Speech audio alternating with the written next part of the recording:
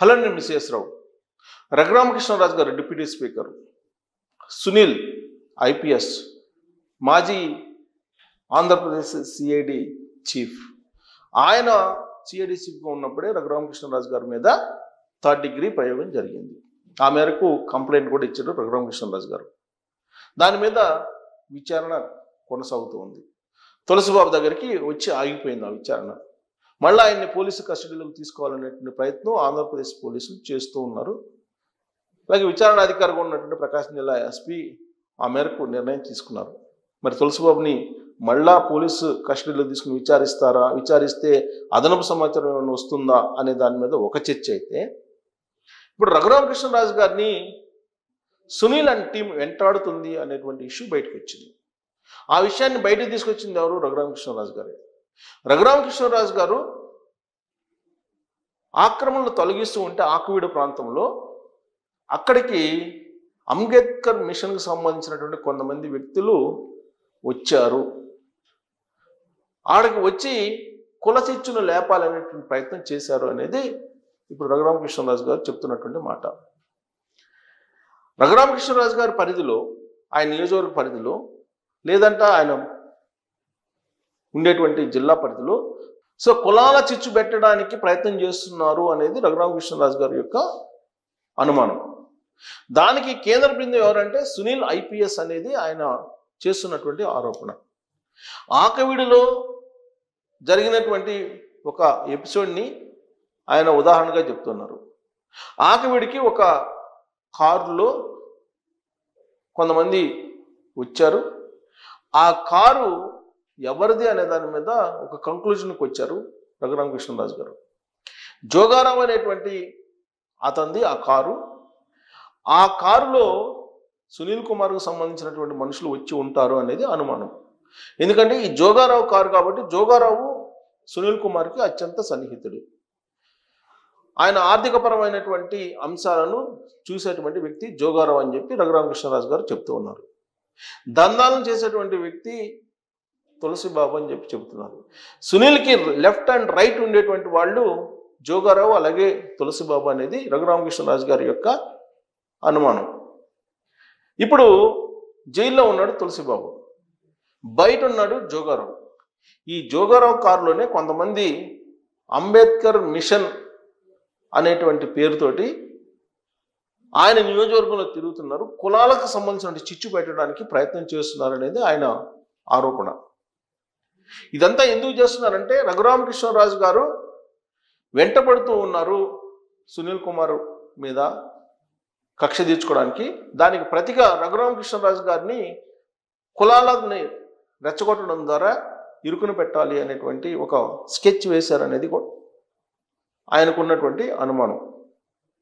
ఇప్పుడు ఆకవీడులో జరిగినటువంటి ఒక సంఘటన ఏంటంటే, యాక్చువల్గా అక్కడ ఆయన ఒక మిషన్ పెట్టుకొని అక్కడ డ్రైనేజీలు బాగు చేయటం కానీ, లేదా రోడ్లను వెడల్పు చేయటం కానీ, పారిశుధ్యాన్ని మెరుగుపరచడం కానీ, ఇలాంటివన్నీ కూడా రఘురామకృష్ణరాజు గారు చేస్తూ ఉన్నారు ఆయన నియోజకవర్గంలో. ఆకవీడులో కూడా అక్కడ కొన్ని ఆక్రమణలు ఉన్నాయి. ఒక చెరువుని ఆక్రమించేశారు. రోడ్ సైడ్ మొత్తం ఆక్యుపై అయింది. ఆ ఆక్యుపేషన్స్ని తొలగించేటువంటి దానికి రఘురామకృష్ణరాజు గారు ఇనిషియేటివ్గా తీసుకున్నారు. ఆ ఆక్యుపేషన్ని కనుక తొలగిస్తే ఒక ఉద్యమాన్ని తీసుకురావాలి, ఒక ఆందోళన తీసుకురావాలి అనేటువంటి ఒక ప్లాన్ చేశారు ఈ అంబేద్కర్ మిషన్కి సంబంధించిన కొంతమంది వ్యక్తులు అని చెప్పి రఘురామకృష్ణరాజు గారు భావిస్తూ ఉన్నారు. ఇప్పుడు అంబేద్కర్ మిషన్ రంగంలోకి దిగిందంటే కులాలకు సంబంధించినటువంటి చిచ్చులు లేపడానికి అనేది ఆయనకు ఉన్నటువంటి సమాచారం. అక్కడ ఆక్యుపై చేసినటువంటి వాళ్ళు ఎస్సీలు. వాళ్ళకు సంబంధించినటువంటి ఆక్యుపేషన్స్ తొలగించి ప్రత్యామ్నాయంగా వాళ్ళకి ఎక్కడైనా నివాసానికి సంబంధించినటువంటి ఏర్పాట్లు చేయాలి అనేది రఘురామకృష్ణరాజు గారి యొక్క ఆలోచన. అది చేస్తున్నటువంటి క్రమంలో ఇప్పుడు అంబేద్కర్ మిషన్కి సంబంధించినటువంటి కొంతమంది రంగంలోకి దిగారు. అక్కడ కులాల చిచ్చు పెట్టడానికి ప్రయత్నం చేస్తున్నారు అనేది ఆయన అనుమానం రఘురామకృష్ణరాజు గారిది. దీని వెనక సునీల్ కుమార్ ఐపీఎస్ ఉన్నారు అనేది ఆయన చెప్తున్నారు. దానికి కారణం ఏంటంటే సునీల్ కుమార్ ఐపీఎస్ మీద ఆయన అనేకమైనటువంటి కంప్లైంట్స్ చేశారు. న్యాయపరంగా పోరాడుతున్నారు. న్యాయస్థానాల్లో కూడా సునీల్ ఐపీఎస్ తన విధి విధానాలకి, తన మార్గదర్శకాలకి వ్యతిరేకంగా, అఖిల భారత సర్వీసులకి వ్యతిరేకంగా ఆయన వ్యవహరిస్తున్నారు సునీల్ కుమార్ అనేది రఘురామకృష్ణరాజు గారు పిటిషన్ వేశారు న్యాయస్థానంలో. అంతేకాదు ప్రస్తుతం విఆర్లో ఉండడానికి సునీల్ కుమార్ గారు రఘురామకృష్ణరాజు గారి కారణం అని చెప్పి కూడా అంటూ ఉంటారు. రఘురామకృష్ణరాజు గారి మీద థర్డ్ డిగ్రీ ప్రయోగించారు. థర్డ్ డిగ్రీ ప్రయోగించినటువంటి వాళ్ళల్లో సునీల్ కుమార్ గారు అనుచరులు ఉన్నారు. సునీల్ కుమార్ గారు సూత్రధారిగా వ్యవహరించారు అనేది రఘురామకృష్ణరాజు గారి అనుమానం. అందుకే తులసిబాబుని ఈ మధ్యకాలంలోనే పేరేడ్ పెడితే ఆ పేరేడ్లో తెలుసుకున్నారు రఘురామకృష్ణరాజు గారు. విచారణాధికారికి చెప్పారు. విచారణాధికారి జైల్లో ఐడెంటిఫికేషన్ పేరేడ్ పెడితే ఆ పేరేడ్లో తులసిబాబే తన ఛాతి మీద కూర్చొని అత్యాయతనానికి పాల్పడ్డారనేది రఘురామకృష్ణరాజు గారు చెప్తూ ఉన్నారు. మరి తులసిబాబు ఎవరంటే సునీల్ కుమార్కు సంబంధించిన సన్నిహితుడు, ఆర్థికపరమైన దందాలు చేసేటువంటి వ్యక్తి అని చెప్పి రఘురామకృష్ణరాజు గారు చెప్తూ ఉన్నారు. ఆ రోజున సిఐడి కార్యాలయంలో తన మీద అత్యాయతనం జరిగినప్పుడు మొత్తం కేంద్ర బిందువుగా సునీల్ కుమార్ ఉంటే విజయపాల్ అడిషనల్ ఎస్పీగా ఉన్నట్టు ఆయన, కొంతమంది ముసుగు వీరులు, తులసిబాబు వీళ్ళందరూ కలిసి అత్యాయతనం చేసి భౌతికంగా లేకుండా చేయాలనుకున్నారు అనేది రఘురామకృష్ణరాజు గారు తొలి నుంచి చెప్తున్నారు. దానికి సంబంధించిన విచారణ ప్రస్తుతం కొనసాగుతూ ఉంది. సునీల్ కుమార్ గారిని అడుగడుగున న్యాయబద్ధంగా ఎదుర్కొంటున్నారు రఘురామకృష్ణరాజు గారు. ఎట్టి పరిస్థితుల్లో తనని డిస్మిస్ చేసేంత వరకు కూడా వదలను అని చెప్పేసి ఆయన అంటున్నారు. ప్రస్తుతం విఆర్లో ఉన్నాడు సునీల్.